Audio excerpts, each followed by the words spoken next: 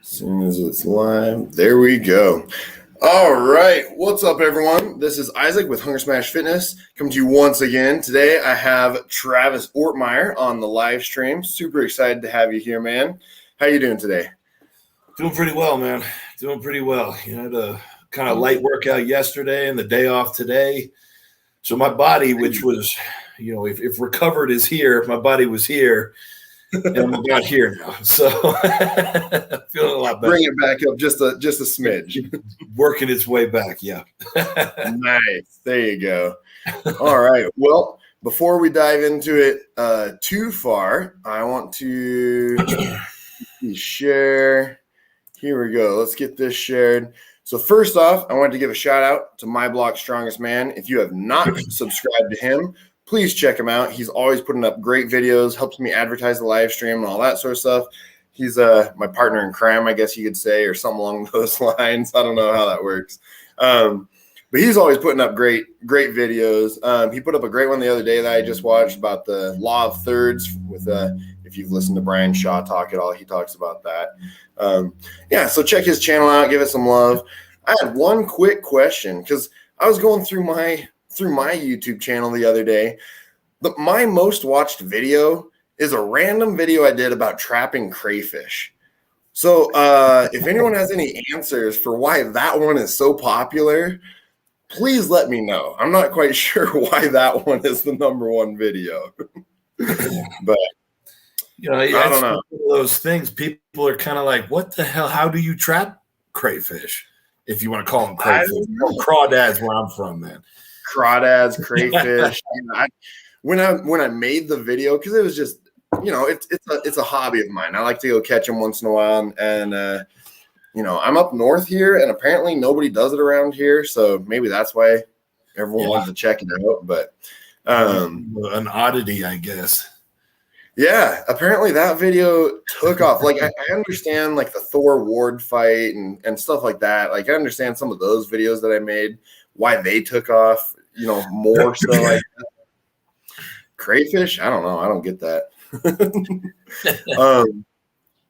But well, so let's start diving into it. I kind of wanted to talk a little bit about World's Strongest Man. So which events you're more excited for? Which ones you think you're gonna just dominate everybody and destroy everybody, and which ones you're hoping that you don't end up doing? You know, for me personally, for anybody, there's nobody that's going to dominate, man. So many guys at the world level are so freaking strong, and they're so good at every freaking event now. You know, I would love to say I'm going to dominate stones, but my last stone performance was abysmal, and I'm feeling a little bit nervous about it at the moment. Of course, I'm taking some steps to correct that, but yeah.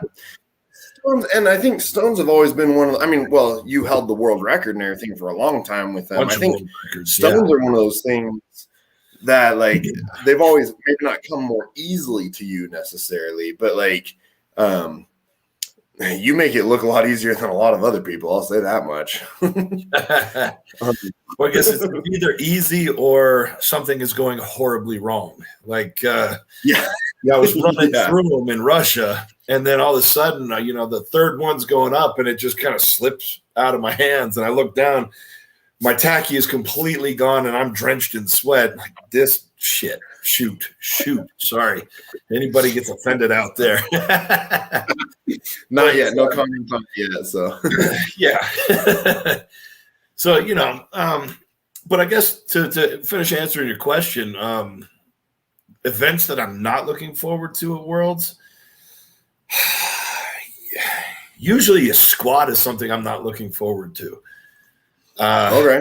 Squat training has been going pretty well. So, on the other hand, though, you know, my ears are ringing usually until about noon the next day after squatting. So, you know, that's probably going to wear on the rest of my ability to compete if I have to squat.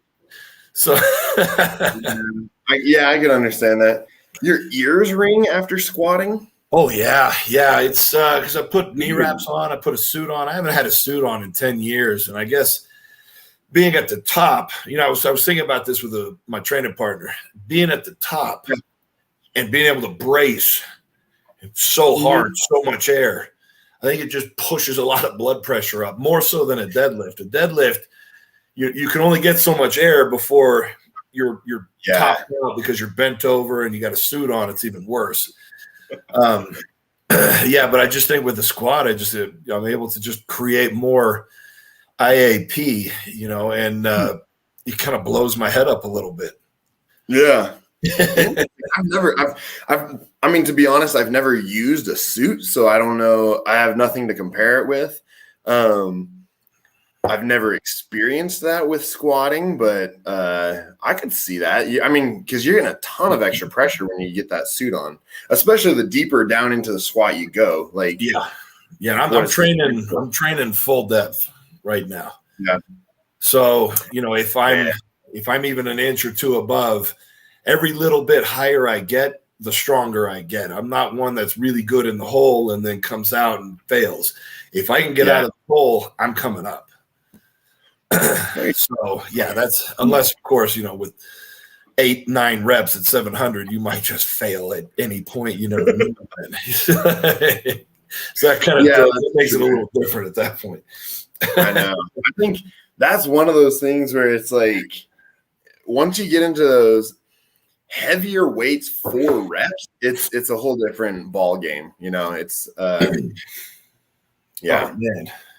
And especially something like that. Squats tend to wreck me for a good 2 or 3 days afterward. Deadlifting with a suit does not seem to wear me out nearly as bad. I think without a suit, my low back takes a big hit just from supporting all that weight. So I'm usually kind of like my core feels a little shaky the next day. But with a suit on, usually I'm pretty okay the next day. Some other stuff might hurt a little bit more. But as far as, my ability to stand up and brace and hold myself and prepare for another event, my core feels pretty solid. Oh, okay. Wow. That's maybe I'll have to look into getting a suit then, because I like doing heavy stuff, but like heavier squats. Yeah. Well, and to be honest, like heavier squats and deadlift are in the 600s for me, not the 800s or anything. But like, they just kind of trash your body. And the next day, especially, I was doing some volume stuff the other day where it was 425, I think, for 8 to 10 reps every minute on the minute. And the next day I was like, my whole back and hamstrings and everything were just burnt, like completely dead. Oh yeah. That's kind of a rest pause kind of thing. Yeah. The Weider principle. So it's like cluster sets, I guess. So you're able to hit more reps at a higher percentage because you're taking a little time in between to recharge. Yeah, that'll thrash you pretty good, man. It burns you out real well. You're shot the next day. So who are you watching for the squat lift? Who do you think is just gonna? Well, maybe not. Man, top guys for the squats. Shaw is always good. Of course. Bobby Thompson, he looked like he was crushing the squat last year, and I think he's stronger now. Same with Graham Hicks. Graham Hicks, that guy just continually impresses me with his raw power. It's kind of interesting, and it pisses me off a little bit, Because I watched one video, he just crushes 330 for like 6 easy reps. I don't think he's got a suit on or anything. He just bangs them out. I'm just like, screw you, man. God. I know what you mean. There's a couple of those dudes. Graham Hicks, Adam Bishop is another one too, where I'm like, they're not his deadlift power is insane. Yeah, like they're not that big compared. I mean, compared to Brian Shaw and Tom Stoltman and some of those other guys. Like, but you watch them compete and you're like, man, you're obliterating those numbers. Dude, it's unbelievable. And then Adam Bishop, he's fast on his feet. He's really fast. He's fast like I used to be fast when I was, 275 pounds, 280 pounds. Now I'm 325 right now, and I feel every bit of it. I know that's not a huge weight, but when I combine the extra 10 pounds that I've gained, I guess, so far this year, in conjunction with heavy squat training, I tried to do some sprints the other day, and my feet felt like they were stuck in mud. This is freaking pathetic, man. It was awful. No, I've been sitting at like right around 300 for a while now. So it's getting more comfortable because I feel like the longer I sit at this weight, the more I'm like, okay, I can move, I can run, I can do my hill sprints, I can do, other little stuff and not be burnt out. But I know like I'd like to get up to 320, 330, somewhere around there. Cause I'm 6'5". Like I can easily put that weight on and plenty of room. Yeah. Still be manageable. But every time you gain weight, like it's extra lead in the feet. So the best thing for that is, if you can gain weight fairly easily, gain 10, lose 5, gain 10, lose 5, or thereabouts. But when, say you get used to 310, you go down to 300, you're going to feel sprightly and light. And so I'm hoping, over the next month, my plan is to increase some of my, cardio, some high intensity cardio, and maybe drop 6 or 8 pounds and come in just a little bit lighter on my feet without losing any of the power. Yeah. There you go. That's a good idea. Well, I mean, you got a little bit of it. Yeah. Oh man. I was looking through these. So, the loading medley, this isn't the one that they're actually doing this year, but loading medleys, they're fun. I love it when they use these funky implements. They don't just do just sandbags or something. It's fun when they have a blend of other stuff. But well, it keeps it interesting, and 2, it's a new fun challenge for all the guys who have never seen this stuff before, and it kind of shows not only who's the strongest, but who can be the smartest and most adaptable. Yeah, because they're funny. You got to figure out how to grab it, how to hold it, how to pick it up and put it on the platform and everything too. Like there's a lot of different stuff that plays into it. They usually give us a whole day, or at least a whole session with the equipment before we compete. So we have it's called familiarization day. Right. I hope they still do that. But, for me, my problem is the day before a contest, I feel like crap and everything feels so heavy and so impossible. And, as a good example, the shield in that first event in Russia, we had a block and this big odd shaped concrete thing. We're all looking at it, trying it. And I kind of picked it up. I thought I was going to rip my arms out of the sockets. Like, I don't know how in hell I'm going to move this thing tomorrow. Oh my God. I was kind of losing sleep about it. And then once the whistle blows, I run through the blocks. I pick that thing up and I just blaze over the line. It's like a whole different person. So, you could do all the familiarization you want and still come out with a completely different way of doing it when it comes time. Yeah. Oh, yeah, definitely. I think that's part of it too, because I was talking to someone else about this. Like, strongman favors like performers, I guess. Like, because it started out as a circus competition, circuses and bar rooms and stuff like that.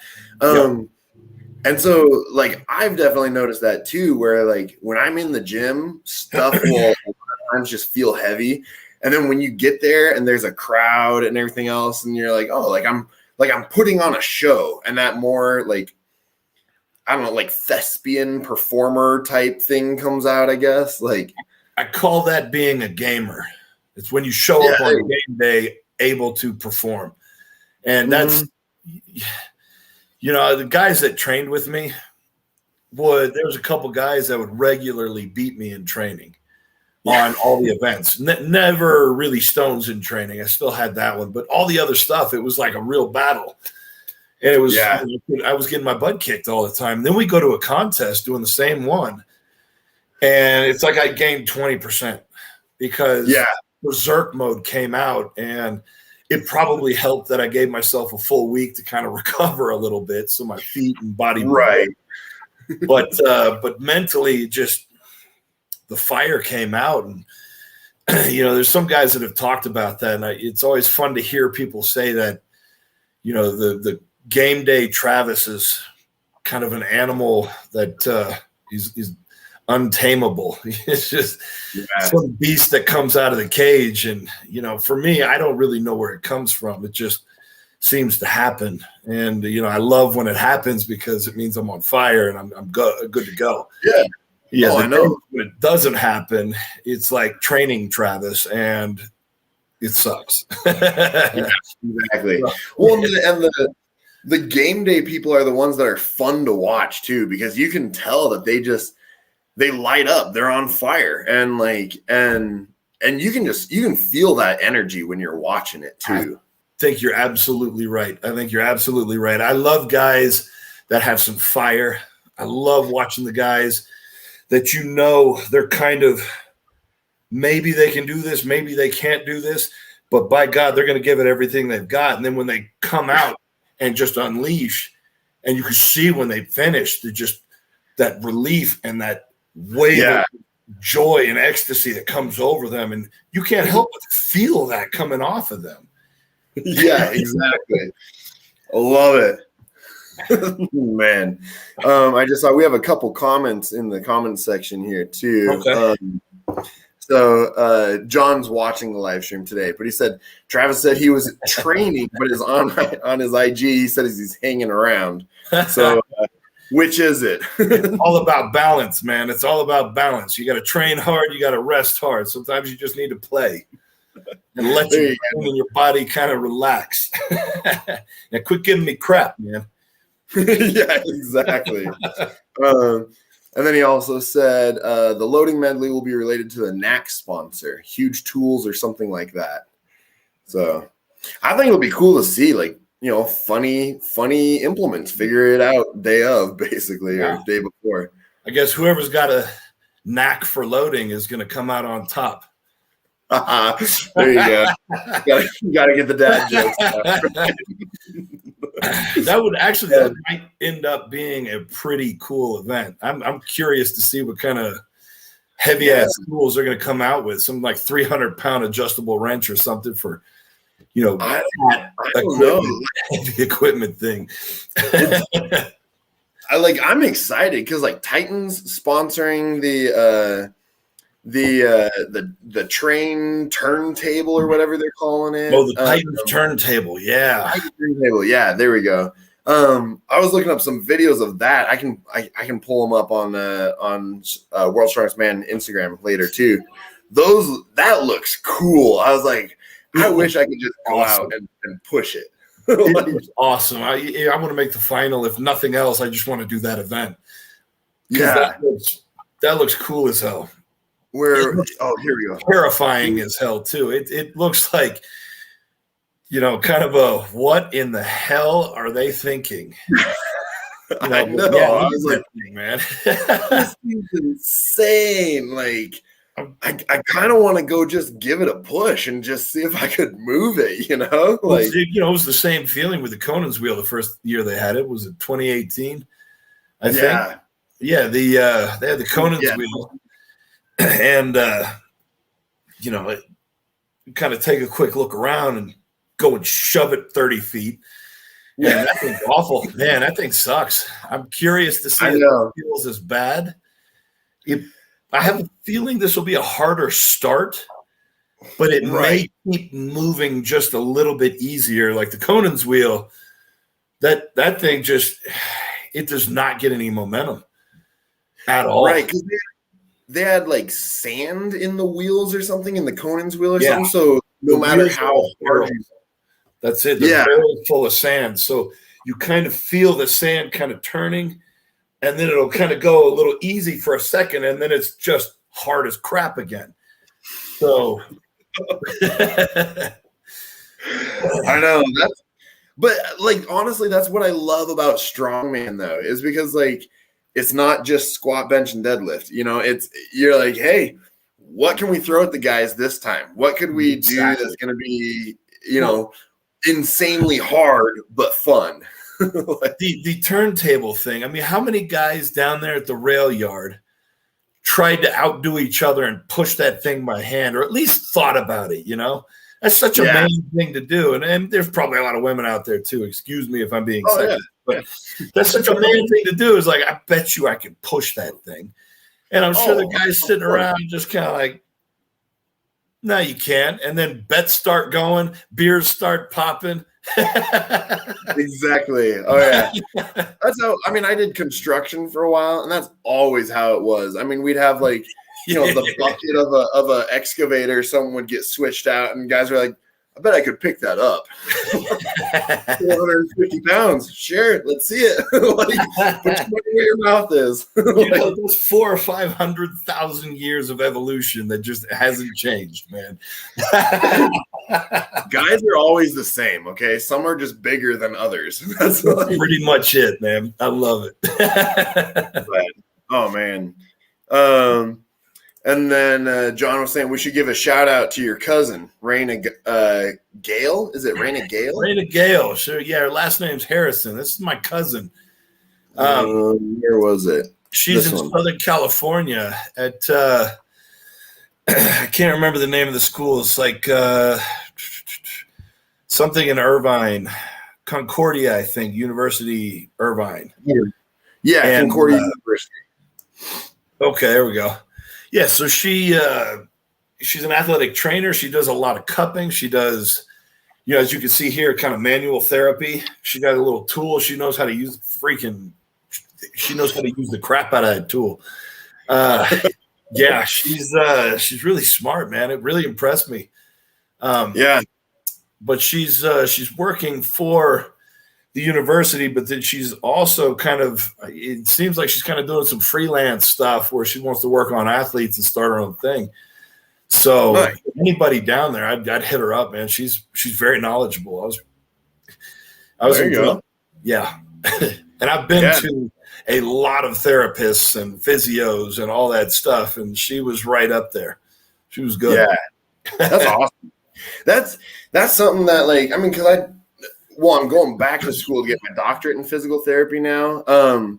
That's something that I've noticed is, like, after working as a physical therapy assistant, I got licensed as a PTA, and so I worked for a couple years doing that. And like so much of physical therapy and like that type of thing, like you can do all the schooling you want, but I've met a lot of therapists where I'm like, you're not that good. Like, you know, like you just don't have that gift the same way. And then I've worked with others where I'm like, you walk in the room and they're like, oh, this is wrong. This is wrong. We'll get this, you know, corrected or whatever. And then you feel amazing going out. And it's a world of difference. There's some people, I mean, the easiest way to kind of state this is like with a massage therapist or somebody just giving you a massage, just a normal person giving you a massage.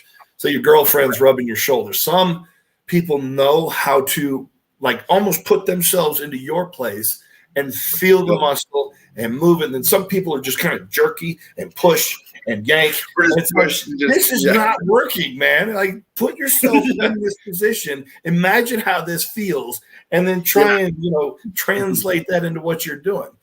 Yep.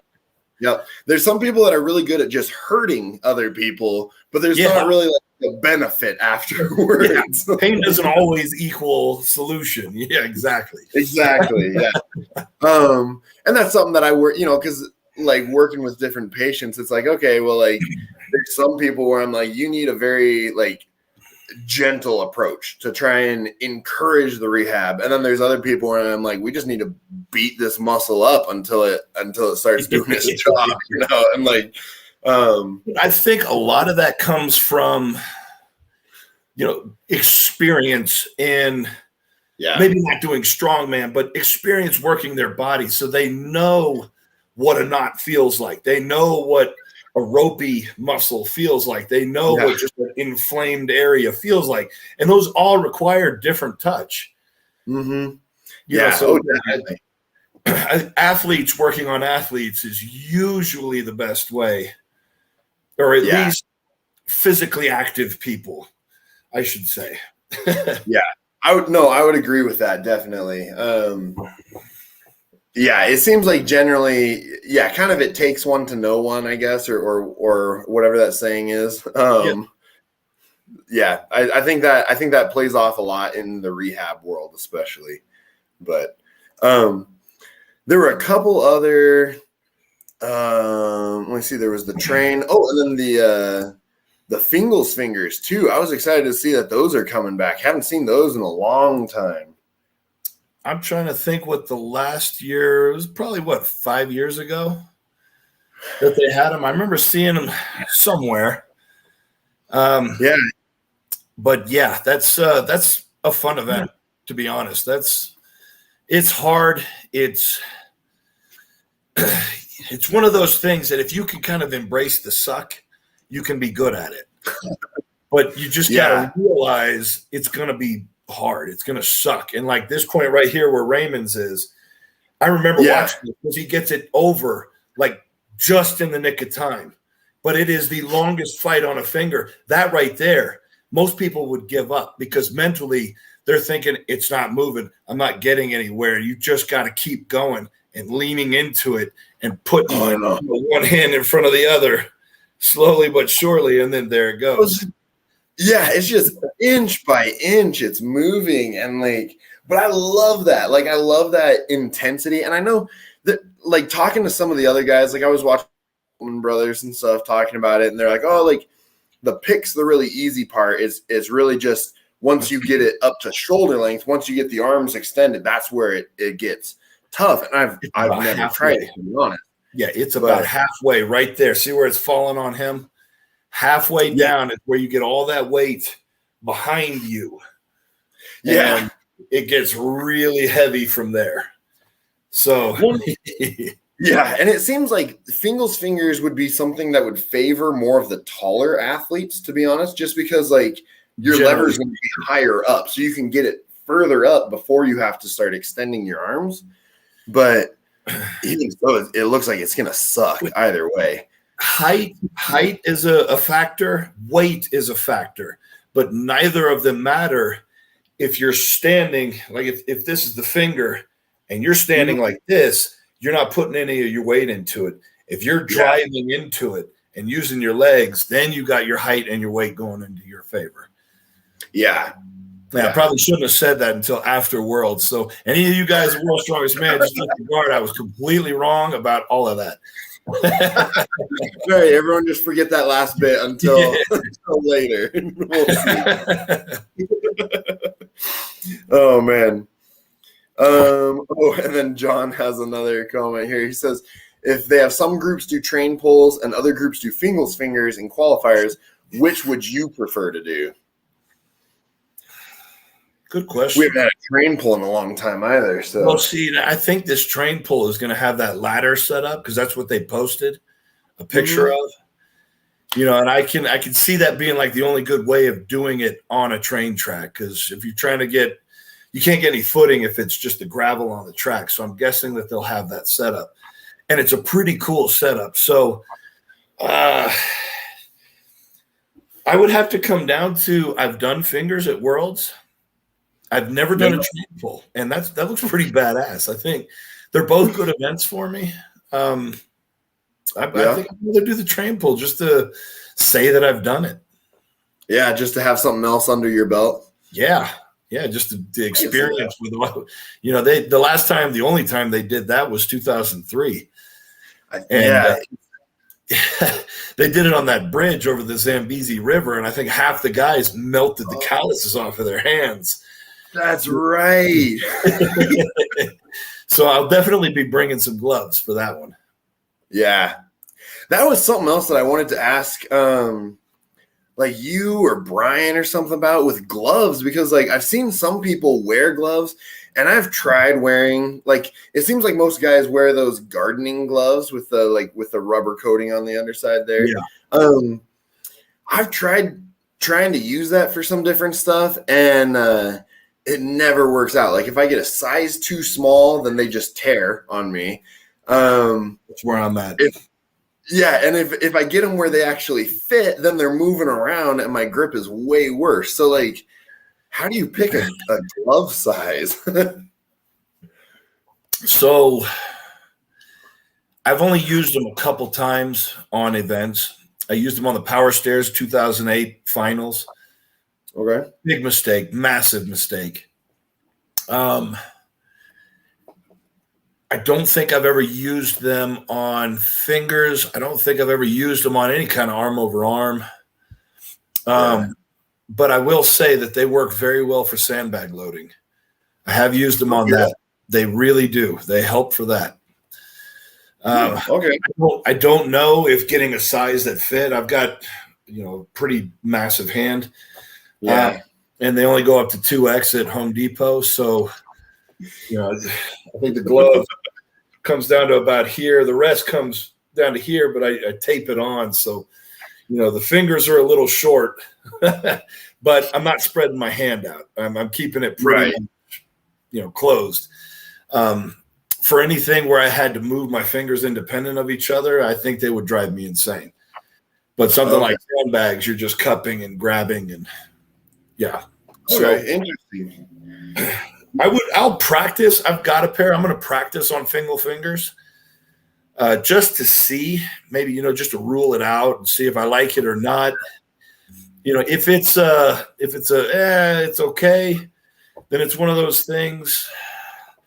I will practice just to have that tool, that weapon in my arsenal, because if it's really hot outside, you don't want to burn the skin off your fingers. Right. In the qualifiers. So it's kind of important to protect your hands. But if they don't stand out as something that's massively beneficial, I will scrap gloves at all costs. I can't stand that. It's kind of like sleeves or tape for stones. I hate it. But sometimes it's necessary. Yeah, I know. I have a buddy that I just started training. He's just starting off in strongman. And so I think he's 220, 225, something like that. And I talked him into doing his first novice strongman competition, actually the one that I just helped out at. And he liked it, but one of the first things he did was he went and bought some of those stone sleeves. And I tried them out, and I was like, I feel like they make it harder. Like, I feel like when I have skin, like, I don't mind if it gets, ripped or cut or whatever else from the stones or anything like that. But at least with the skin, I feel like I can feel the stones. When I put the sleeves on, maybe it holds them better, but I can't feel the stone. And so, like, I can't really. Okay. I don't know. Like, I feel like if it's on my skin, I can feel where it's balanced and everything else. When I've got those sleeves on, like, I don't have that feedback. And so, like, I just felt like I was slipping more with them. And, like, it just, I don't know. I didn't like them. Need some practice to get used to them. Yeah. What kind of sleeves were you using? I don't know what brand he was. He bought, he probably spent like $400 with Evolution Athletics, and he probably spent about $600 on Cerberus. So I think it was one of those, and then he bought a couple other random things too. Tell me he used my code at least for Cerberus. I think he did. I think he went through. I know he waited for one of the sales. He's in the military, so he used waited for a sale for military going on, and then I think he used your code or Bobby's or something like that. Not Bobby's. Bobby doesn't deserve it. So, ooh, okay. Next time I get him on the channel.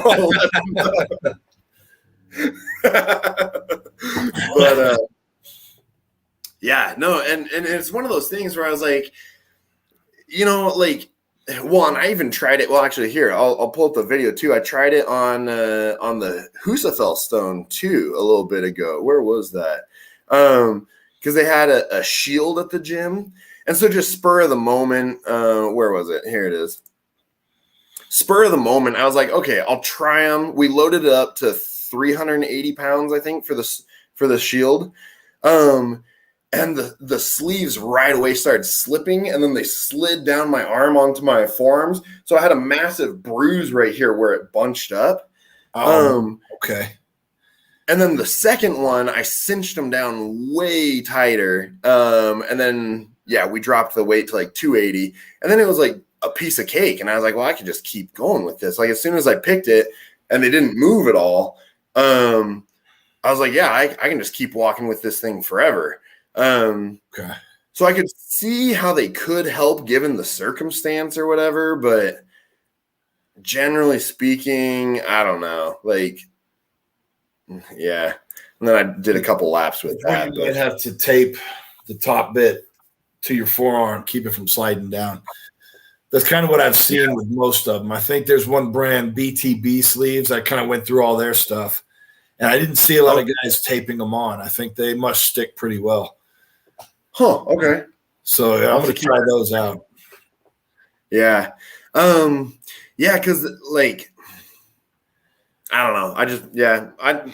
It might be something where I just need to play with them more to get a better feel for it as well. But, I didn't care for them. Well, and I didn't like having a massive bruise on both my wrists where they slid down and punched up and then cut off all the circulation. And like, yeah, that kind of stuff. Yeah. I was like, this is way less fun. I'd rather just go, bare skin on it and just bear hug it and do it that way. But whatever. That's the way I would always go. Is the only reason I am even considering putting something on my forearms is because of sweat. Like I said, in Russia, I was on pace to easily win that event, and then just all of my tacky was gone all of a sudden. It was like, what the hell just happened? And none of the stones were that heavy, but they were kind of slick. So even if I got somewhat of some stick from previous guys going, it wasn't enough to lift the 440 was the last one. I just kept sliding on my chest and through my arms. And so out of that frustration born new necessity for different tools, I guess. There you go. That's something too, because like, because I've kind of seen like it seems like especially when it's warmer. And you have way more experience in this than I do. But when it's colder, I don't think you really see it as much. But when it's warmer, it seems like by the time the last guys are going on the stone, if everyone's been using a lot of tacky, the tacky starts to get more slick than anything else. And you start getting syrupy. Yeah, and especially if guys are putting those massive gobs on their arm, it just builds up on the stone, and it's like it's like oil instead of tacky on there. Amateurs nowadays put so much tacky on. It's kind of ridiculous. It's like, look, either the tacky's going to work or it's not. Putting more on is not going to help you. If it's going to come off of your skin, it's all going to come off or it's all going to stay. So that extra half jar of tacky is completely unnecessary, especially because, what was my first stone in training, I think last weekend, it was like a 365 over at Untamed Strength. So there's a lot of guys that use that stone. Yeah. I remember trying to pull my hands off. And I mean, there was so much tacky on it already. I had to rip myself away from it. It's a workout just to let go of the stone. Yeah, and then you kind of worry, like, if you pull too hard, you pull the stone back off the platform. Like, there's that whole fiasco you got to worry about. Well, and tacky's just a pain to clean up afterwards anyways. Like, there's not a quick, easy way to wash it off. Like, you got to soak it, or I think – were you the one that was saying that you use like diesel or something like that to clean it off? Like, I have tried everything. I have tried everything from gasoline and like carburetor spray to orange glow and dissolve it, and what was it? It was some kind of a creamier cleanser, but it was pumicized, so it had little grains of pumice in it. And when I bought it, I didn't realize that. I just remember squirting a bunch on my hand and then rubbing it into my forearm, and it's grains of pumice on that fresh stone rash. So, I mean, I've tried everything, You're rubbing sandpaper on. That's pretty much it. Yeah, you're rubbing sandpaper in an open, like, scrape, like fresh, stone rash. But toughen you up, I guess. Yeah. And the WD-40 was always the best back in the day. But then the orange dissolve it, whatever, that worked pretty well. And then Cerberus has a tacky cleaner that works pretty well. So I just use either one of those two. That's the way to go. I haven't used Cerberus yet. Bacon grease works. So does like canola oil. And that's the only thing I would recommend using canola oil for, is either lubricating engine parts or getting tacky off. Otherwise, it's just garbage. Yeah, I agree with you on that. We don't really keep much of it around here. So no. Oh, that's interesting though. I've never tried canola oil for removing tacky. I've tried baby oil before, and it works all right. I think WD-40 is the one that I found kind of works the best for me, and a ton of towels, I guess, or But you always need a couple tacky towels, and never ever expect to do anything with that towel ever again. It's ruined. It's done. Yeah. Yeah, it was funny because when I first started getting into stones, the other guy that I was training with, he was like, "Oh, no. Like, I have an Atlas Stones shirt that I wear if I'm going to wear a shirt where you just go bare skin." And I was like, "Why? Why would you have a designated shirt for stones?" And then the first time doing it, I was like, "Oh, I get it. Like, you wash the thing multiple times. It's not coming out." You only need one session to know why you have tacky shirts and stone shirts and towel. Yeah. I was like, oh, okay, because I washed that shirt multiple times. After that, they're still tacky in it. I was like, okay, I get it. That makes way more sense. All right. While we're on the subject of stones, let's go ahead and talk about the stone off in the qualifiers. Now, how is that supposed to work? Do you know? So in the qualifiers, it sounds like there will be 5 guys, and then the stone off will be between second and third place in the qualifiers. So it's basically giving third place a shot at making it back into the finals. Basically, it's like different weights, right? No, they've done it both ways. So once they've done it, they've done like a stone run, I think, and it was whoever finished first won. That was last year. They had 8 that they had to do. Yeah. And then the other times that they've done it is they've just done stone for reps over the bar. So you're just passing it over to the other guy, and then he passes it back to you, and whoever can't do a rep at the end of it loses, basically. So the way that I read that was there's an increase in weight, and then it goes up to 210 to finish the guys off. So I think the way it was written was maybe we have 3 or 4 stones, 5 stones. You pass it over, he passes it back, you pass it over, you pass the next one back, you pass that one over, you pass it back. And then we get to, if we both make it to the 210, we kill each other on that one. Now, I don't know if that's quite right, but that's a cool way of doing it. That's pretty brutal. Yeah. Like, personally, I kind of wish they wouldn't do a stone off. Like, I wish they do like a wild card or something where it's like, okay, everyone who gets first and second is set. Like, you made it to the finals, and then like you could do like 2 highest ranked third place guys make it or something like that. I like the stone off, but it needs to be like a handicap needs to be given. So let's go back to 2019, I think it was, Novikov versus Trey Mitchell. Novikov had a 9-point lead over Trey. He should have gotten like 4 reps for free or 5 reps for free. So like 1 rep for every 2 points handicap. So Trey has to do, 4 reps before Novikov even gets in.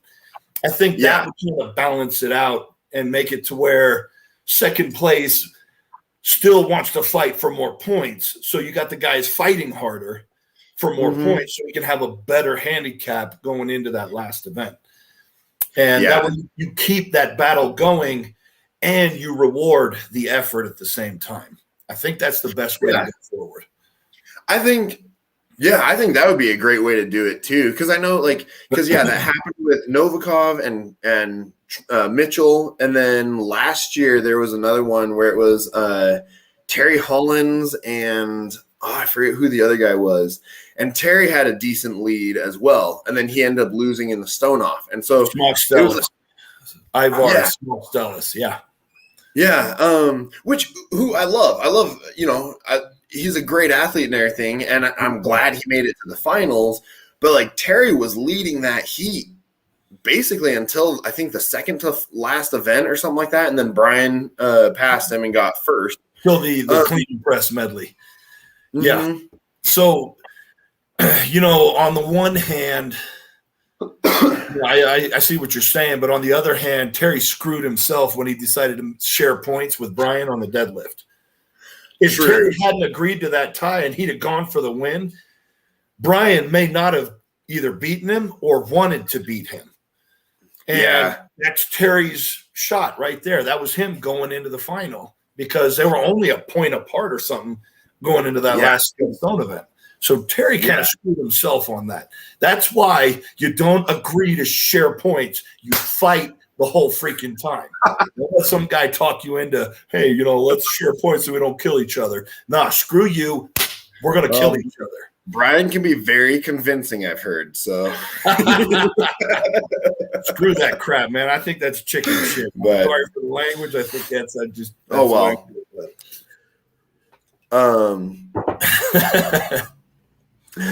But and then here's the train pull too. There we go.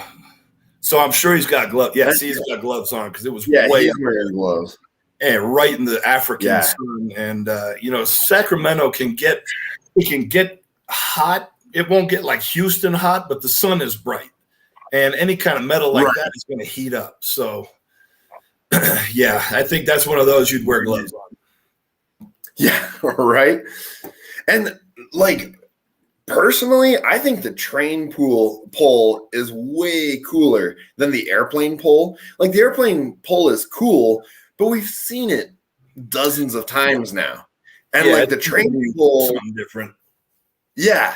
And it's one of those things where, especially because you have the rungs of a ladder, you're basically climbing a ladder doing it this way, which I'm assuming they'll do again. I haven't heard one way or the other yet, but I don't know. I'm excited. I think that's going to be awesome to watch. Yeah. I think, let's just put it this way. You're pulling a freaking train. How many people can say I've pulled a train? How many people can say I've pulled a plane? But, when you can say have planes, trains, and automobiles, you win. Yep. I know. I agree with you there. Oh, and John says, I'm with Travis. Fight it out. It's that old school mentality, man. Yeah. No sharing points. Well, I'll just leave it. I've already made my point, said my piece. And I can see both sides. If you think that you're really solid, especially if the next events you think you're going to be strong in and everything, you're trying to save energy for the finals or whatever. I can see that side, but at the same time, you got to fight to win. Otherwise, you end up like Terry and losing out because you made a deal early on. Yeah, which was kind of a bummer too, because I I felt that he had a good shot in the finals and everything too, with how he was looking that year and everything. Great. He was looking very good. And then all of a sudden he's like, not even going. And I was like, that hurts. Whatever. And then there were and then the overhead medley, because we don't have those dumbbells, right? We just have circus dumbbell, circus barbell, and an axle, I think. Yeah, that's what I heard. Which I don't know, like I was kind of hoping, just because of the way everything else is going. I was kind of hoping they were going to do some like funky overhead implements again. Some stones or kegs or whatever else. But yeah, we don't need to get too crazy on the overhead stuff. We'll just leave it at those. No. Leave it simple. Okay, I was wondering what your opinion was on it, but I guess you have the log press and the strict pressing stuff is where guys really have my number. With barbells, axles, and dumbbells, I can keep up a little bit. Okay. All right. Well, there you go. That's just my personal preference. But it's okay. We got a log in the final. So log for Max in the final now. I know. Which I like. If we've got Graham Hicks going, if Oberst makes it, if even Luke Stoltman's a hell of a log presser. It's going to be a massive number this year. I know. That's one of those things where, like, I was pretty stoked when I did like 275 or whatever pounds, not kilograms, on the log. I was like, finally getting closer to 300. Overhead stuff has never been. I've got 7.5 foot wingspan, and I got these little twig arms here. So they're not. I feel your pain, man. Like, man, stones I can do all day. Those are fun. Overhead stuff or bench, anything like that, I'm like, it's never been my strong point. Yeah, bench. You just keep bench. Bench press sucks. I'm not a fan. I know. And then John commented again. He said, for what it's worth, Terry told me he wouldn't have made it anyways, because if he won the deadlift, the count back goes to circus, which he didn't do well on. So, well, there you go. Okay. But the circus dumbbell was after the deadlift, so he shouldn't have known that. Yeah. Well, yeah. Sorry, Terry. All right, I'll quit picking on you, man. Yeah, right. And then I was super stoked to see that they're going to bring pickaxe hold again. Like, I know it's a boring event for a lot of people. Are they going to do it like this, or are we going to have it kind of like the Thor's hammer thing where it's standing up? I think it's the Thor's hammer style. That was kind of more that looks totally different right there. That forearm, you better have flexible wrists with strong fingers so it doesn't start slipping out of your grip. Better start stretching, I guess, just in case. Yeah. But from everything that I've heard, it sounds like it's going to be more like when they did like the champagne holds or the Thor's hammer hold or something like that, where it's upright more. Upright, vertical. Mm-hmm. Yeah. Okay. Yeah. But I'm not making that call, so don't shout. Don't call right on that later. If you do poorly on it, I don't want to hear anything about me giving you bad advice. I'm blaming you 100%. Yeah, right. As long as it doesn't end up on the video or anything, then we're good. But yeah, and I think that's and then the stone off, but which they're not even showing a stone off run. They're just showing a normal stone run here. So, well, that was technically a stone off because they had to do those 8 stones. That was last year's. They had to do the 8 stones, whoever got the faster time. And right. I think Max gets beat on this. I think they both do 9 stones, but I can't remember who it was that beat him, but he went a little bit faster. Yeah, got him on time. Which I was talking to JF about it, and JF said Maxime has been training stones like crazy. Apparently, he's coming in this year ready to do a stone off. So we'll see. He's a strong guy, man. He just kind of looks like he came out of the woods. You know, he grew up. Looks like bears chopping trees down, dragging them back to the cabin for firewood. You know, he's a strong guy. I remember the first time I really paid attention to him was the first Arnold qualifier in Santa Monica. And the first 3 events. He won outright the first 3 events, and then the deadlift kind of slapped him on his ass a little bit. But you know, to beat that group of guys 3 events in a row, one of which was log press, like holy crap, man! Strong dude. He's strong. He's very much, well, I mean, we have a whole batch of like up and coming guys right now. Cause I mean, you got Tom Soltman, Alexei Novikov, who's won it, I guess, but he's. Can we call them up and comers though? I mean, they're kind of established at this point.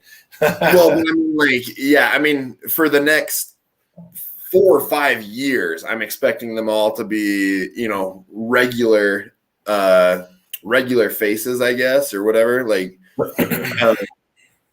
because there's some of the guys, you know, like, I mean, not to call him out, but I feel like Brian's still going strong, but I feel like he's kind of winding it down a little bit. He's focusing more on his businesses. He's kind of doesn't have that fire that he used to. If I don't know, do you get that vibe or?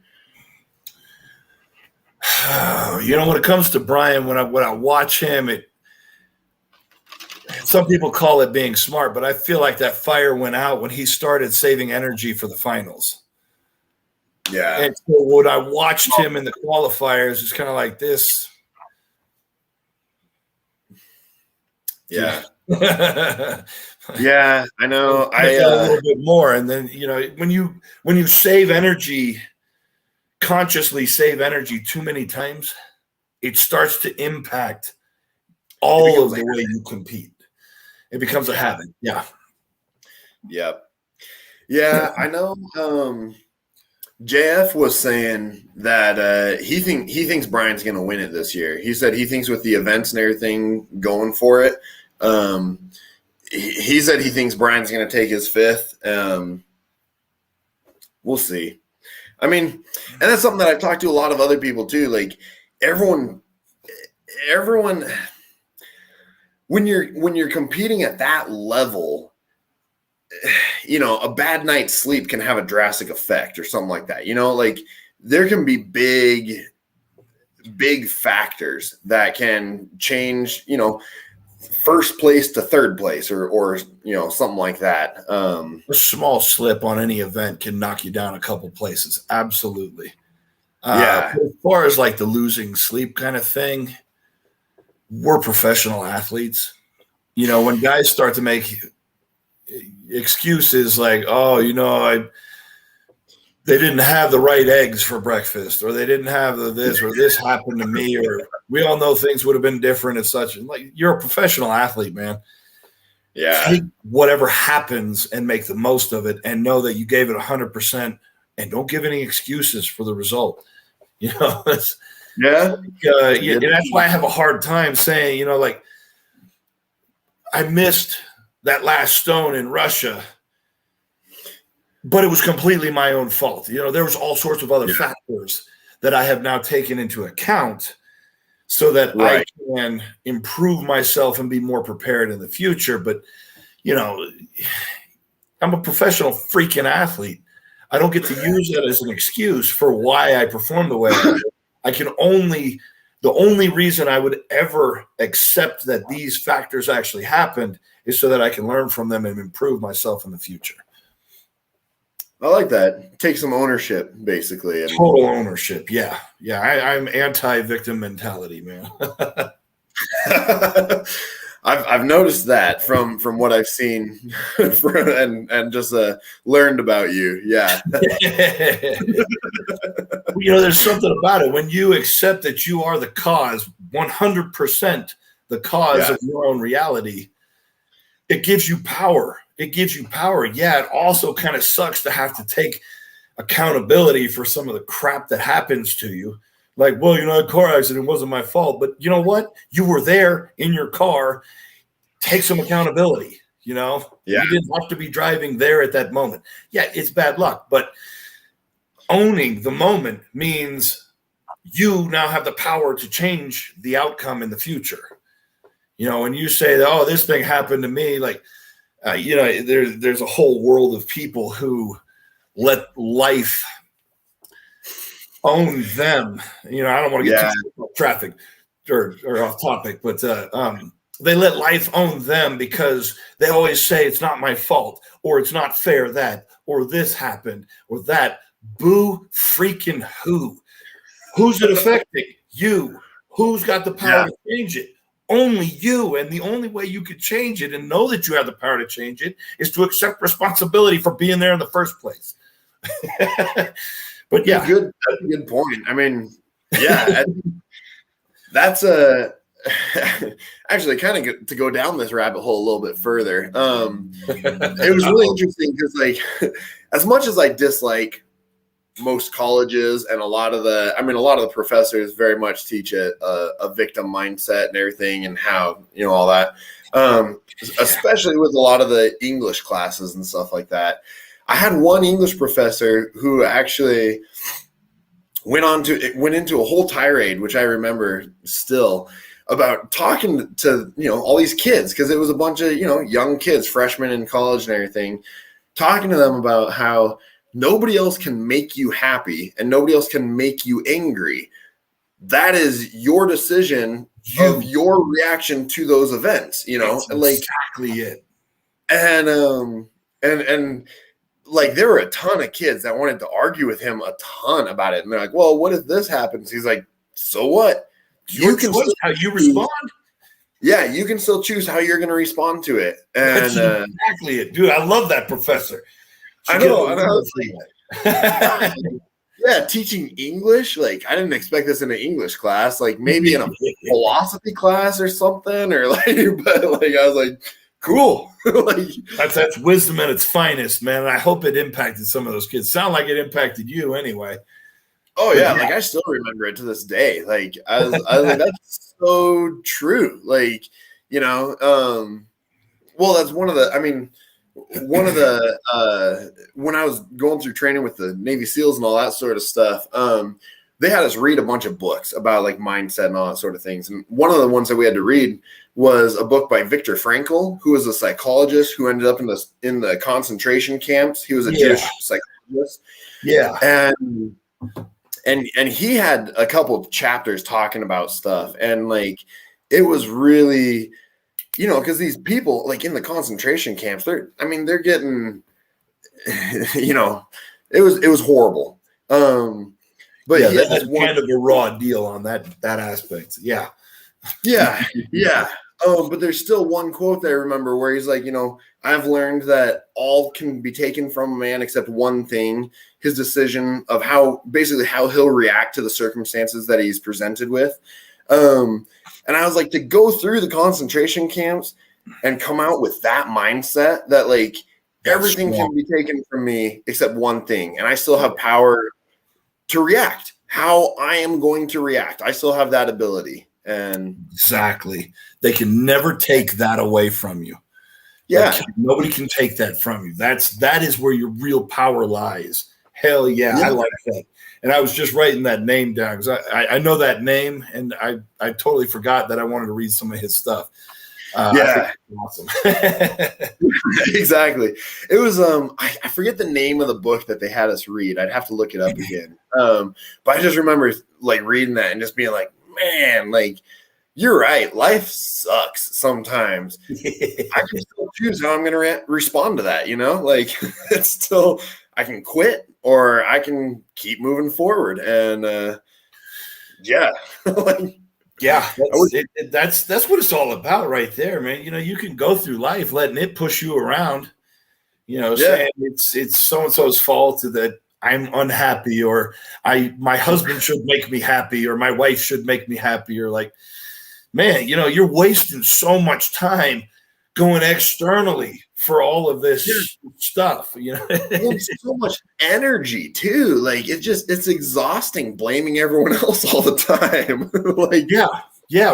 Once you realize that, you know, once you realize that the power is in owning everything, it becomes so exhausting. You realize like how much effort you've been putting into blaming the rest of the world for everything. So it's like a huge weight coming off of your chest. It's like freeing. Yeah, exactly. Yeah. Hell man.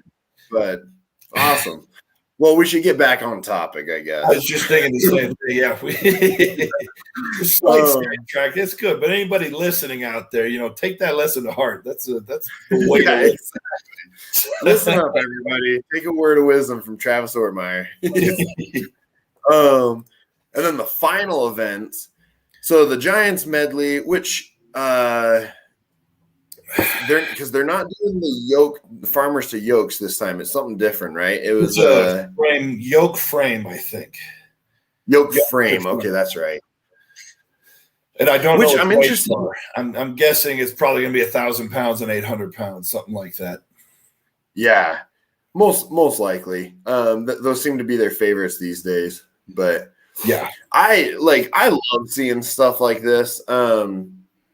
Obviously, I've never attempted a yoke walk this heavy, but that one looks a little absurd for that for a qualifying round. That looks 1,300 pounds is a little heavy, I think. Yeah. Yes, I would probably agree with that. Man, Kwiatkowski, he's a funny dude. So him. You know, I've competed with him once, but it was in a team competition. So I've never actually like head-to-head competed against him. I've never competed with Novikov or let's see, some of the other finalists. Tom Stoltman was also in that team competition. That's the only time I've competed with him. I don't think I've ever even met Luke. So, you know, I've talked to some of these guys online, of course, but Graham Hicks is one I've kind of talked to here and there, but I've never met him in person. So it's going to be fun to meet all these guys, you know. Yeah. It from my perspective, it's almost like I'm a rookie again. I'm coming back to this big show, and there's all these faces that I've seen on TV. It's like totally that weirdness of, oh my God, all those guys, you know. But dude, they have a level of weirdness of me being gone for a decade and coming back. So it's like I got a unique perspective that I don't think anybody's ever had before. Yeah, I don't think anyone else has not competed for 10 years and then made an appearance again. Nobody comes to mind, at least. I know you guys who've gone like 4, maybe 5 years with that. I know Thigpen went. Josh Thigpen, my old training partner, he went. I think he went from 2007 to maybe 2011 or 12. So he went 4 or 5 years. Yeah, without being the world's strongest man. But then I think that's the most I've ever heard from somebody missing. Yeah. I think it's going to be fun either way. Like, and I think a lot of them are going to have the same mindset with you though, because like Tom Stoltman literally grew up watching you compete, and like now he's going to compete next to you, you know? And so like, you know, I've had so many people tell me like, oh man, I used to watch you on TV when I was growing up. Yeah.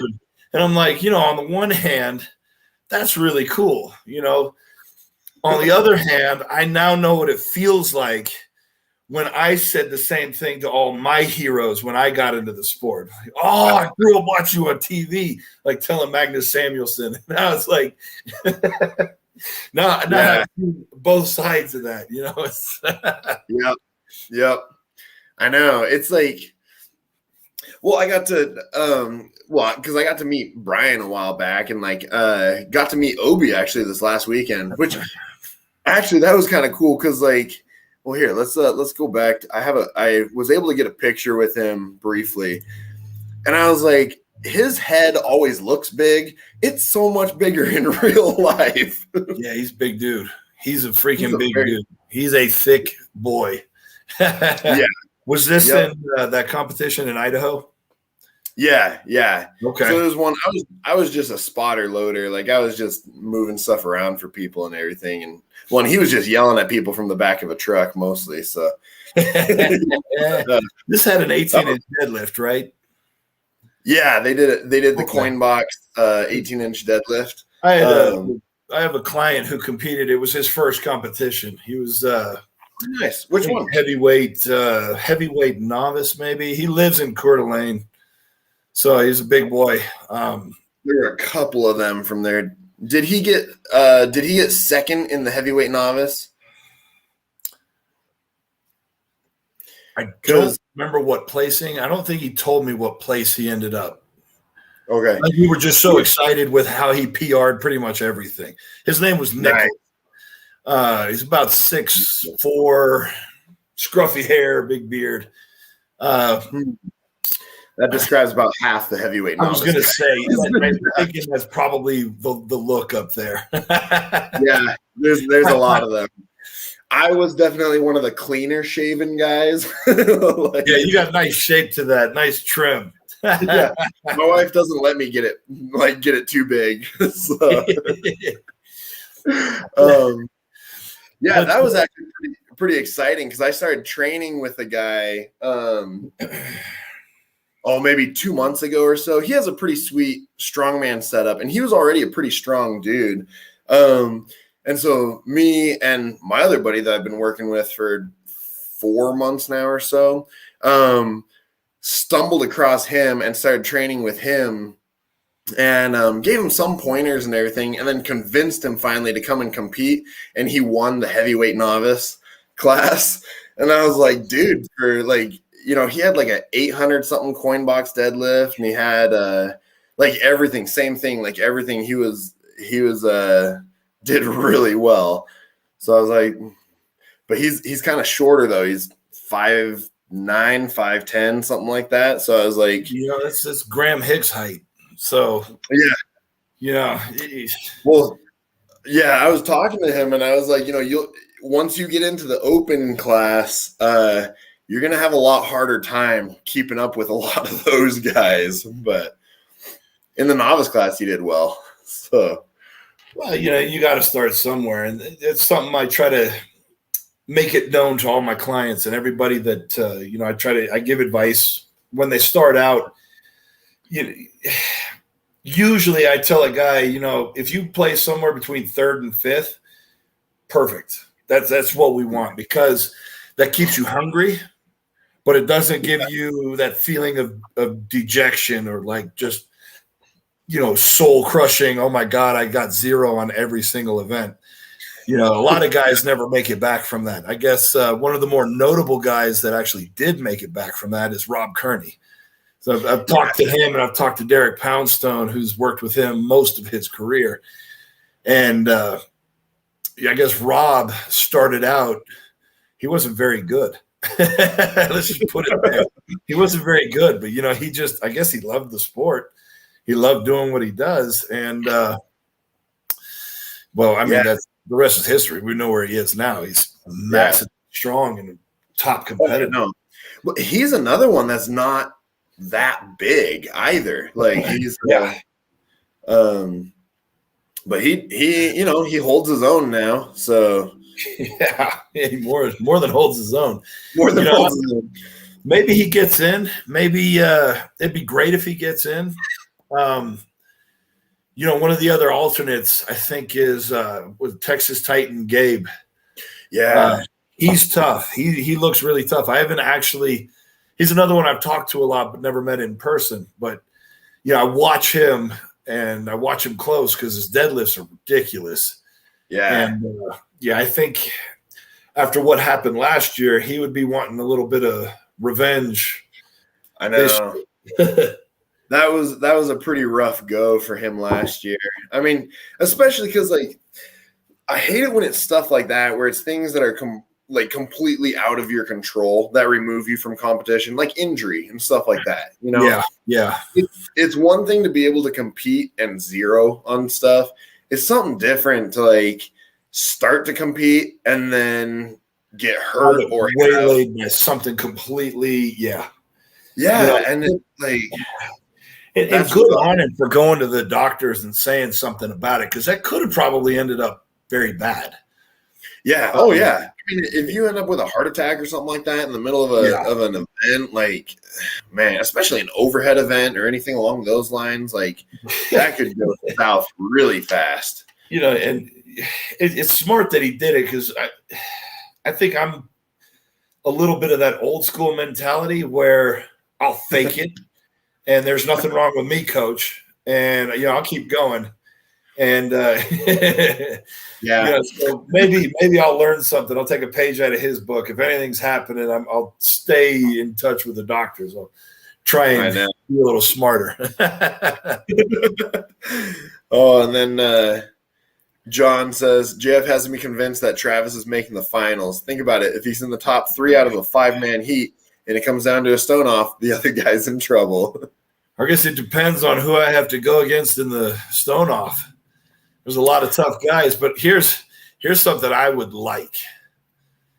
Me, without any stupid sweating or little dumb mistakes, head-to-head with Tom Stoltman. Yeah? Winner goes to the final. I think I would rip my arms off before I gave up. I'm down. I'd love to see that, dude. I think it would be, on a good day, whoever wins that battle and goes to the final is in trouble, because there's not too much left. Definitely. But like, dude, that would be an insane comeback story. Like, if that happens, they better make a movie about your life, okay? We may end up making a movie anyway. Yeah, I'd be down. I'd watch it. Writing a book. I think you should, man. I think you'd do awesome making a movie or writing a book about it or something. Or I think it's a pretty cool story. Hell, it ain't finished yet. We got to write a good ending now. Well, yeah, true. That's true. And you can't publish it before World's Strongest Man, because then it, if anything goes south, like then it just looks bad. We got some work to do. Yeah, we got some work to do. Oh yeah. Well, let's keep going through. So there's the Giants medley, and then the Titans turntable, which this is probably the event that I'm looking forward to the most. I think this is going to be insane. I'm just curious to see how they set it up. Like, are they going to weld some kind of bar to push on to the side of that, or bolt it on, or what? I'm just pushing on the platform itself, I'm assuming that they have like an actual adjustable bar for everybody, because everyone's a different height, and so they'll probably set it up similar to like the Wheel of Pain or the Coden's wheel or something like that. So that wasn't adjustable. That was just one height that you push that log around. I think if we want to keep this primal and old school, it's just going to have to be grab whatever that little ledge is right there and push that sucker. Either way, this is the event that I'm looking forward to. This is the one that, like, man, I'm like, I don't know. It's a cool idea. Like, this is just kind of like you said, like primal, and just, I don't know. This brings down strongman, I think, to what I like, pushing a train around in a circle. Yeah. Old timey strongman. Yeah. Oh no. Oh, and there's the height. That's right. Yeah. This is one I haven't practiced yet at all. No? Uh-oh. Yeah. Better, I need to break the kegs out and go to work. I know. I saw Brian posted a video of him breaking his world record in his backyard or something like that. So like, I was like, all right, well, apparently I want to see that video. I want to see how he set it up. What's that? What is it, like 20 feet, 25 feet high or something like that? Something like that. I don't remember the exact height that the record's at right now. And they said it's a 33-pound keg, which is not the pony keg size. That's a full keg size. Yeah. Empty, of course, but 33 pounds means that pull's going to be a little different. The shorter guys are going to have a really hard time. Yeah. Which may also be why maybe JF is expecting Brian to win, because he's got the height and he already has the record. So. Great event for him, yeah. Yeah. So I don't know. Either way, like I think it'll be fun to watch. I don't know. I've never found like the keg toss and stuff as exciting as some of the other events. It's fun, but and maybe it's fun. Like I think it's more fun for the athletes. As a viewer, I don't know. There's a lot of other ones I'd prefer to watch. But. I think as an athlete, it's kind of a breath of fresh air to just do something so light. It's kind of nice to do a keg toss in the middle of a really heavy competition, and this is shaping up to be a really heavy competition. Yeah.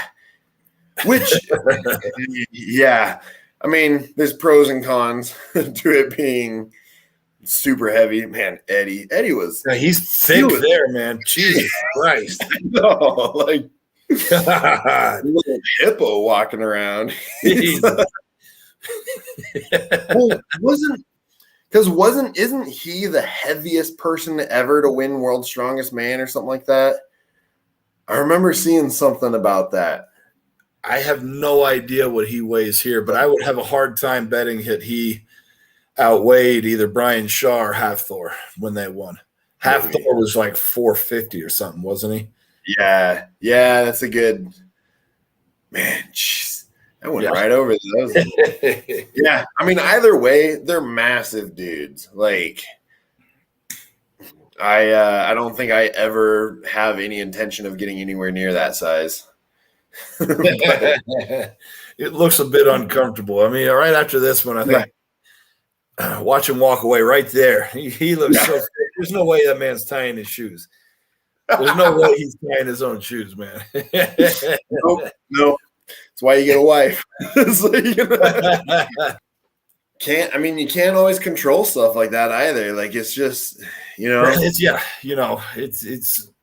we all had the same platform. I'm the only one that broke. So, it's strong man.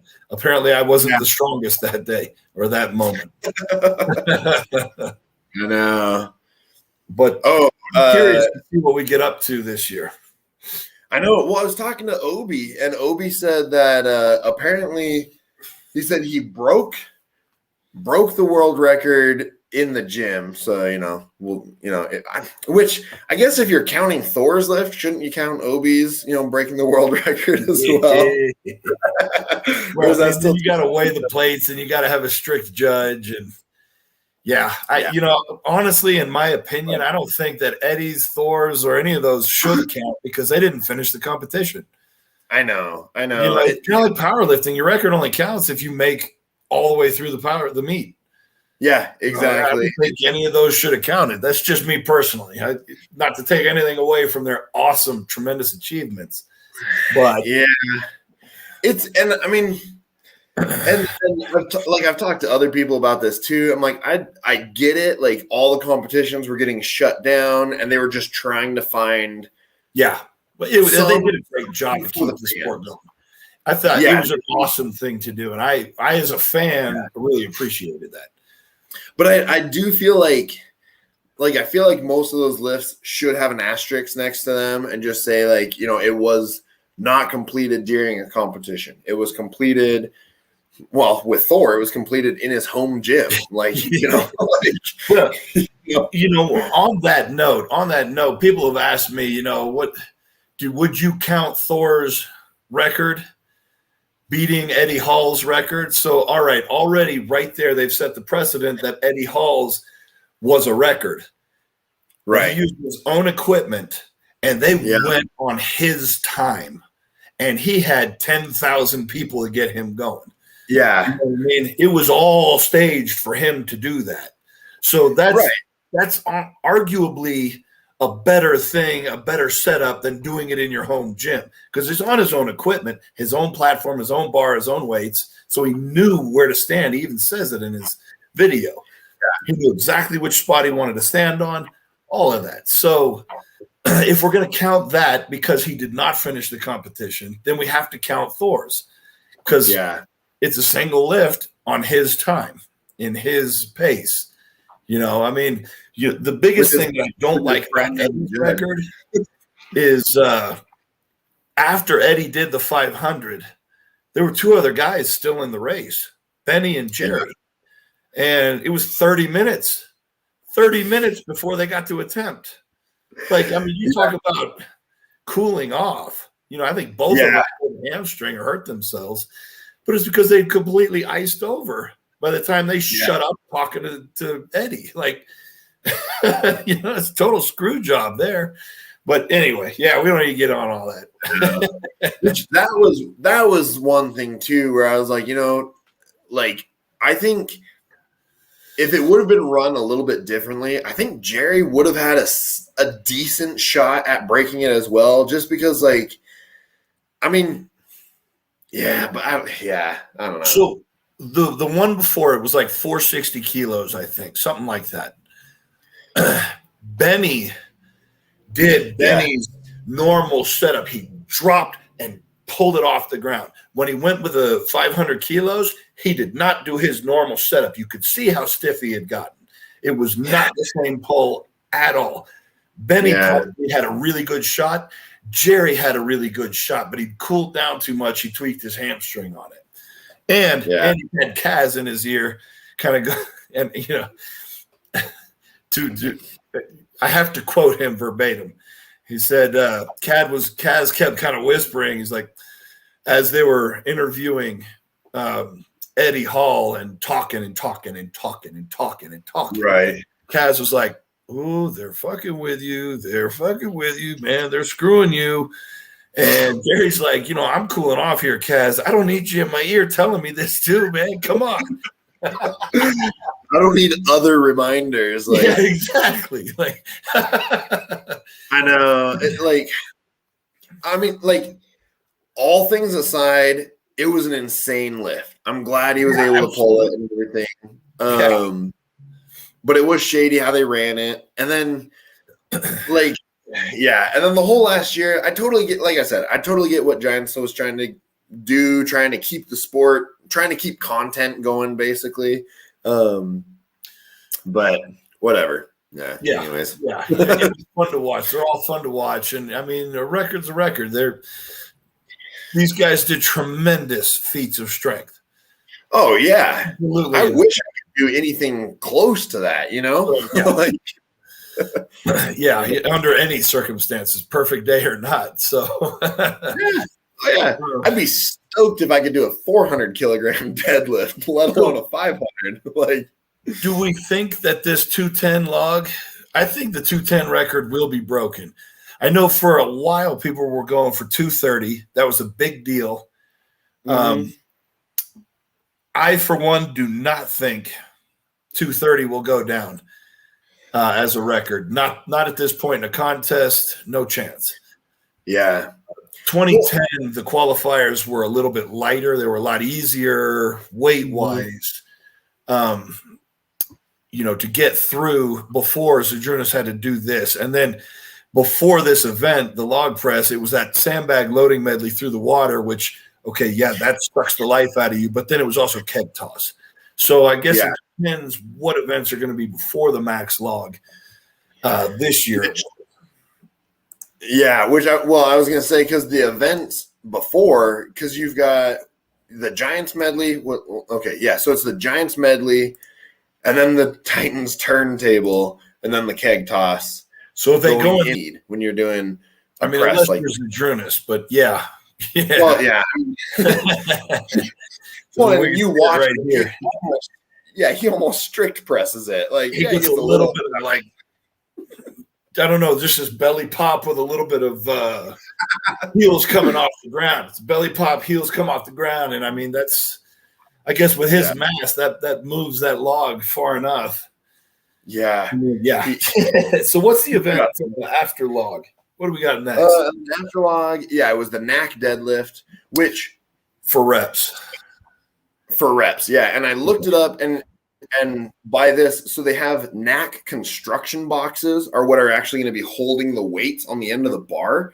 Okay. So they said it's a standard deadlift bar with the knack boxes, I think, on it. Okay. So it'll be I don't know, it'll be an interesting one to see. Like, doesn't look like it gets a lot of flex in the bar. So probably not. Yeah. And I'm not sure how heavy they're going with it either. And I don't know, like, that's the other thing. If they're construction boxes, are the weights just going to be sitting loose in it? So is it going to be more like a coin box deadlift where weights will be like jostling? Or yeah, they won't have that. Worlds is pretty good about fixing things in place. So I've always been very impressed with their equipment guys. And I think it's Gregor Edmonds that kind of heads up that team. I'm really impressed with those guys. They do a great job, you know, from what I've seen, from my personal experience. Yeah. Okay. Yeah, it'll be an interesting one, that's for sure. I don't know. Personally, I think I prefer the drums on the side. I think those are kind of fun. I mean, obviously there's pros and cons to every sort of deadlift, every sort of, you know, all that sort of stuff. But I like the big oversized stuff. I think it always looks cool. Yeah, exactly. It looks intimidating, you know? Like, you see these things sitting here and you're just like, those are massive. You can see it sliding off on this one here too. Like, I'm curious. Like, this is 770 for reps. I'm wondering if it'll be more this year in the final. Because he only did like 8 reps, I think, on this event. Yeah. Well, and you have a bunch of guys that are phenomenal deadlifters who are showing up this year too. So, like, they might go heavier. I don't know. Well, there's been a lot of deadlifters the last few years. So yeah. There's been a lot of deadlifters. Yeah, it's one of those things. I think it's the latest fad. Everybody's really getting into it. So, but JF definitely he's showing himself to be a pretty phenomenal deadlifter. Yeah, dude is steadily improving. Now, when I first met JF, he was just some quiet, shy guy helping Louis-Philippe Jean and Christian Savoy out. And I remember he was just skinny little guy, you know, helping them. He didn't really speak any English.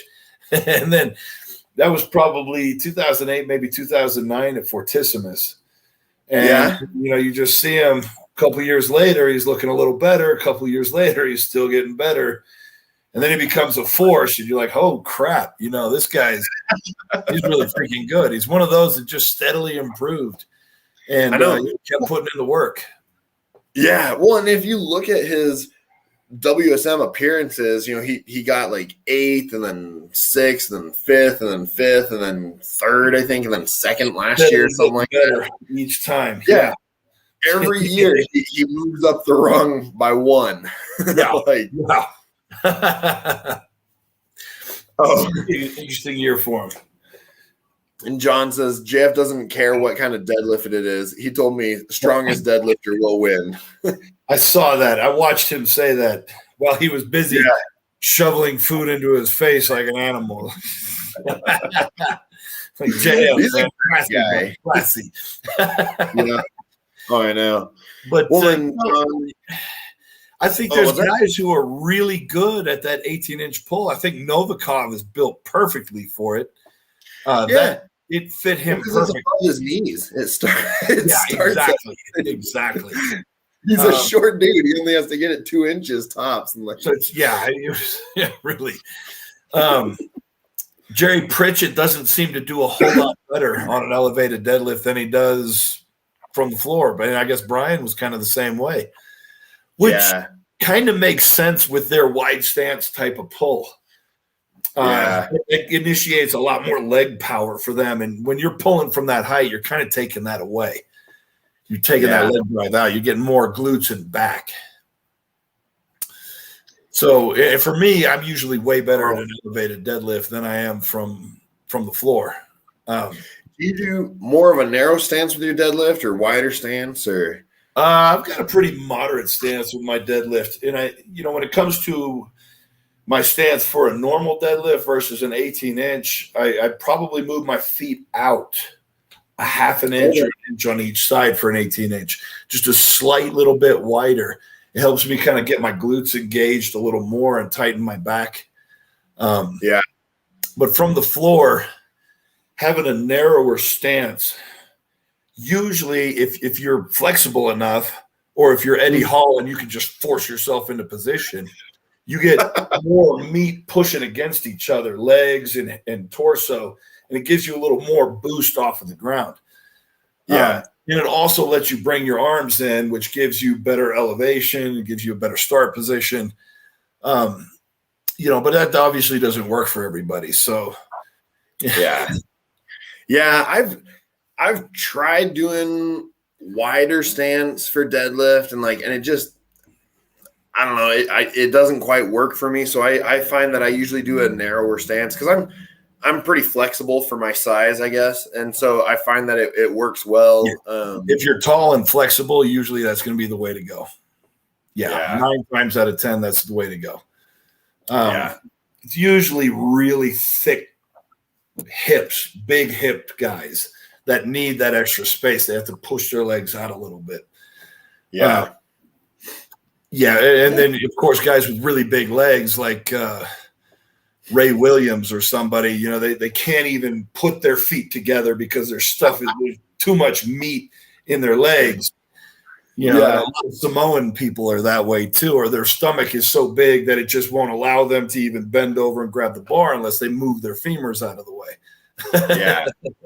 Well, and I think that's one reason why Brian does that wider stance too, is because he's a large guy with some wide hips, and so he needs that range of motion, that wider stance to get down there low enough. And as his belly got bigger, his stance got a little wider, I've noticed. Exactly.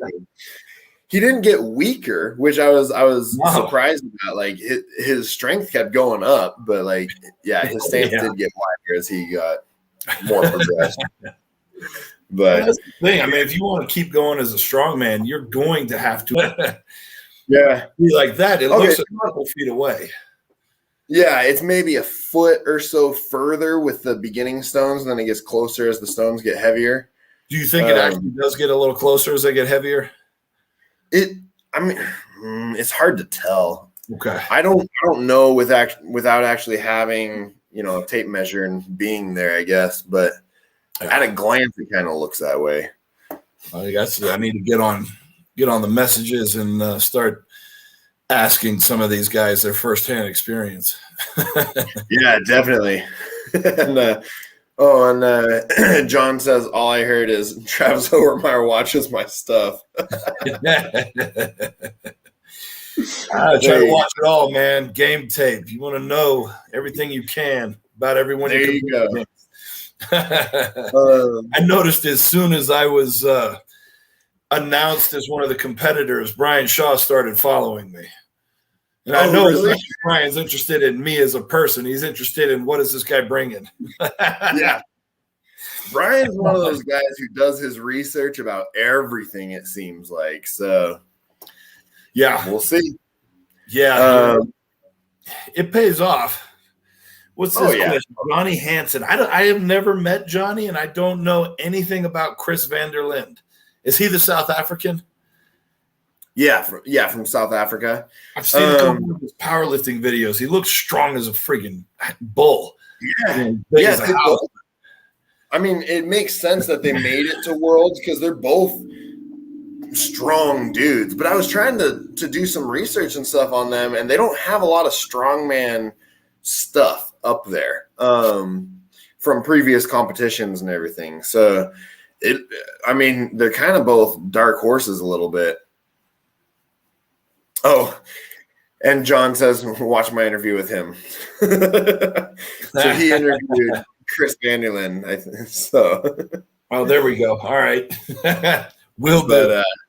Yeah, do your research. That's why I like these channels, man. That's why I like y'all doing what you do, because you bring people on, you get some insight from them, and it makes it fun for people to get involved in the drama behind the scenes. That's how you really build up a fan base. Like, do I like this guy as a person? Do I not like this guy as a person? I'm going to root for him, or I'm going to root against him. Is it the Raiders or is it the Broncos? And which one do I like? Yeah, there you go. I think that's one reason why Eddie Hall did so well, is because he's kind of a jerk, and like I think people really, I feel like they just liked that. I don't know. If he was a jerk and wasn't very good, he wouldn't have been likable. But he was a jerk and backed up everything he ever said. So it's like, well, you got to give a guy like that a little bit of respect, because, wow, he said exactly. In and leave, and he did exactly that. Yeah. Yep. I know. Which I'm kind of disappointed that he and Thor both left the sport. Like, I get it. Like, I know Eddie did it for health reasons and everything, and he was saying he quit because he didn't like having all that weight, and his heart was wearing out and all that sort of stuff. So I get it, but like, I don't know. Like, I feel like they kind of detracted from, especially Thor, when Thor left, with the way he left and everything. It kind of looked poorly on the sport for him to do it that way. But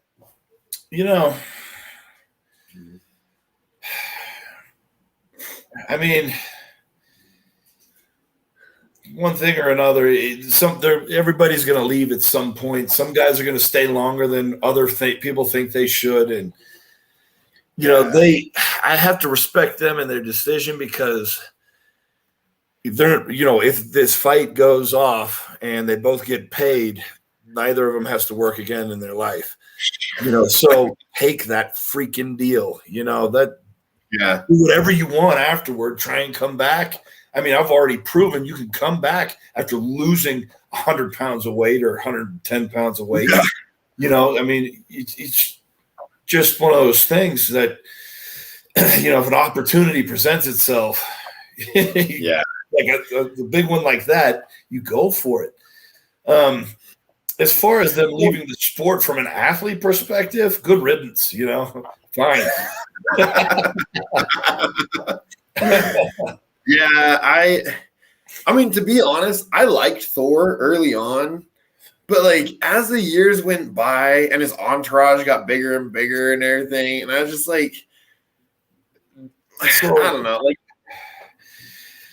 this is something that got me in trouble at Worlds, and I'm not going to open my mouth again while I'm there, because I'm already probably on thin enough ice with production team and all that. But there's some guys get treated a little different than others. Some guys get to just do whatever they want. Some guys don't. And, I'm thinking, like, Thor has 15 freaking guys. I watched a squad event from a couple of years ago. He suddenly has, 3 of the medical staff and then 4 of his own people ripping his shirt off, trying to take his suit off. I'm like, get the hell back from him. Let him be a man and do it himself. Maybe pull his knee wraps off and then one person help him with his shirt. But this yanking and tearing his shirt off and then having 20 people lodge a protest. Like, come on, man. That's just, I think that's kind of bullshit right there. Thor as a person is probably great, but somebody's in his ear and making him look bad, I think. That's kind of my own opinion on that. Yeah, and I think it seemed like, especially after he got that role with Game of Thrones, like, it just seemed like everything, like, he started believing the hype about himself. And then he had this whole entourage, like whispering in his ear, kind of. And see, I don't know him at that point. I don't know him at all. When I met him, he was just a rookie coming up, and you see, he was a real nice guy, and he's kind of quiet. But when it came to the whole Eddie and him, the dispute, lodging a formal protest. I understand all that, but then going out publicly and saying, friends, I was robbed. Like, dude, at this point, it is what it is, man. Quit crying. Yeah. I know. Well, even understandably, if you feel like you've been robbed, you are going to want to say something. So the human aspect to me says, give the guy a break. Cause that's a shit situation. I'd be upset too. Yeah. Which I totally understand and I get, but like at the same time, like, you got, 1.5 million followers or whatever. Like, you got to be more careful about like how you present yourself and like, and just like, I don't know. All that stuff just really, really turned me off to him. I think that might be why. That might be why it's been a lot more strict at Worlds as far as like filming, having cameramen, filming your own events, filming anything. That stuff's all pretty locked down. And, as a competitor, we can't talk about anything until they've announced it somewhere. And I just read the contract and I can't remember the exact time, but I'll go ahead and keep my mouth shut for a little longer than they say, just because, like I said, I'm already kind of, I was a guy who, when things were obviously unfair for the athletes and not during the competition, but like,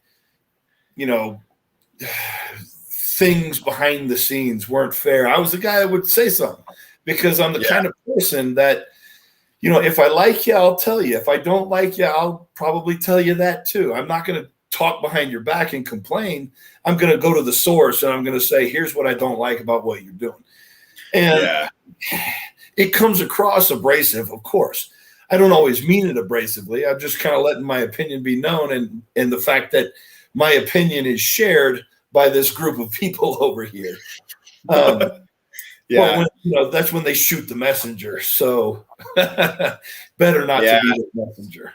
How you don't get an invite back. Exactly. But that's all right. I'm there. I'm gonna have fun.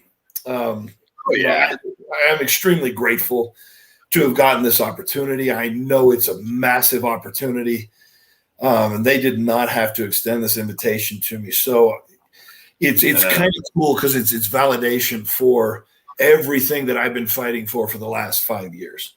Well, for my entire life, but really that focus of the last 5 years coming out of hell. And so I started training again. So, to be able to take that message and present it to the world, that's something so much bigger than just an invite to World's Strongest Man. It's an opportunity given to me to hopefully change a lot of people's lives for the better. So that's where I'm at with everything right now. I can appreciate that. I think that's a great outlook. Like it's, and there'd be a lot of people that would do well to just be more appreciative of the gifts that they've been given. It's easy to get wrapped up in, I deserve this, I deserve that because I worked my ass off for it. And, to a degree, people are right. Yeah, you deserve things for working your ass off, but none of it's guaranteed. So be grateful for what you do get. Yeah, exactly. Yeah. As rough as it sounds, like, honestly, you're not guaranteed anything. So it's nice when you get anything. So well, if you take that attitude into the rest of your life, finding gratitude is so much easier because everything is a gift at that point, and that is something so simple as just having friends and family in your life. Because I've been at the point where I had none of that, so everybody I've got now is like a blessing, so to speak. Maybe not everybody is a blessing, But well, John and I are here for you. Okay, there we go, man. We're trying to be a blessing to you. So, we're working our butts off trying to bless you some way. Much appreciated. Yeah, no problem. Well, we should probably start wrapping this up. I know we've been on for almost 2 hours here, so that went by people quick. people might be getting tired of watching us. So, but know, when a strong man can talk all day, man. I love this stuff. Oh yeah, well, it's always great having people like you on the channel, or I had Jeff do an interview for my channel a little bit ago, and like it was awesome getting him on because it's like. It's so easy to just have a great conversation going, and then there's other people you get on and it's kind of like pulling teeth, you ask them a question, you get a answer and you're like, all right, nothing else. Okay, cool. Well, we'll go on to the next one. Yeah. I've seen a few of those. Pulling teeth, man. Yeah. Yeah. I don't want it to be miserable for either of us. But cool. But I guess you just gotta find at some point you find a way to relate to whoever it is you're talking to. Yeah. I read this little interview with Larry King, that goofy guy with the suspenders, looks like he was 112 years old for his entire career. The interview, he said, he was asked the question, how did you get so good at talking to people and interviewing? You can talk to anybody. And he's like, it's simply practice. I didn't want to talk. I'm not a very, I'm not an extrovert. I'm not a real outgoing, talkative person, but I made myself keep talking to somebody, especially when it was uncomfortable. Because then you learn how to figure out, how do I talk to this person to get rid of this uncomfortable tension or silence or whatever.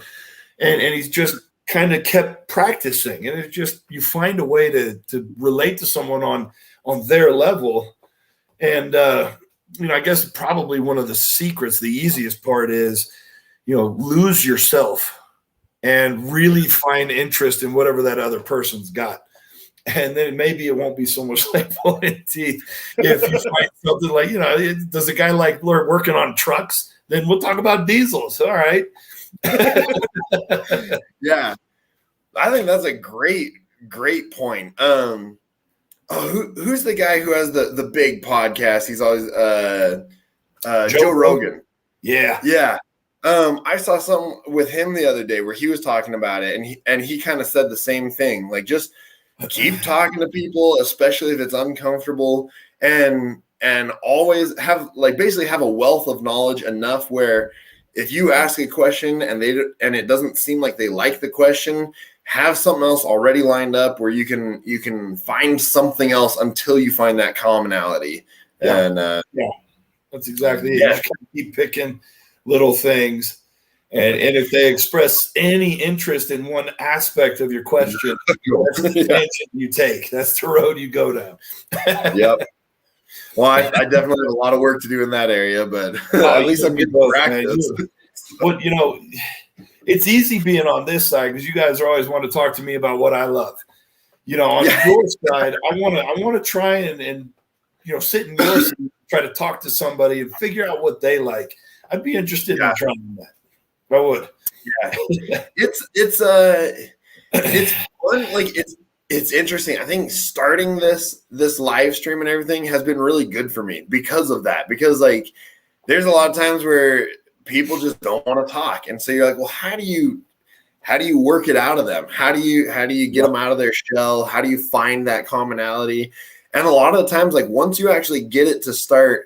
Once you find that common interest and find that topic that you really want to talk about, it's pretty easy after that. It seems like once they kind of open up, then you're like, okay. But it takes some old friends. It's like old buddies talking at that point. Exactly. Kind of the way I would think I would want to go is, you got you, and then you got people like Laws, and then like Joe Rogan. You've interviewed so many people now I want to be the guy that interviews the interviewers. I want to go on behind because you guys never get interviewed, you know. And I told Laws, I'm like, look, man, you're never the guy getting asked the questions. It's like we need to start poking and prodding inside your brain and see what's going on in there. Maybe next time. Next time I'll let you do the interview. There we go. There we go. Laws would be another one I'd love to get on the channel, and I've asked him a couple times, and just with the time difference, it nothing's worked out. But maybe one day. Maybe one day I'll fly to Europe and talk to him then. Yeah, there you go. Just go knock on his door. Exactly. Just show up. It may not go well, but maybe it could go really well. So it might. Yeah. I guess if the camera's rolling, just film whatever happens and put that up. There you go. Awesome. Well, thanks for joining again today. And dude, I'm stoked. I'm so happy you're making it back. I'm excited to see how you do. And I hope I can perform to everyone's expectations. Yeah. Well, I'm with JF. I think you have a decent shot at getting into the finals, and we'll be watching you. We'll be cheering for you at our respective locations. All right, man. We'll take care, and thanks for joining us again. All right, man. Have a good one. Yeah.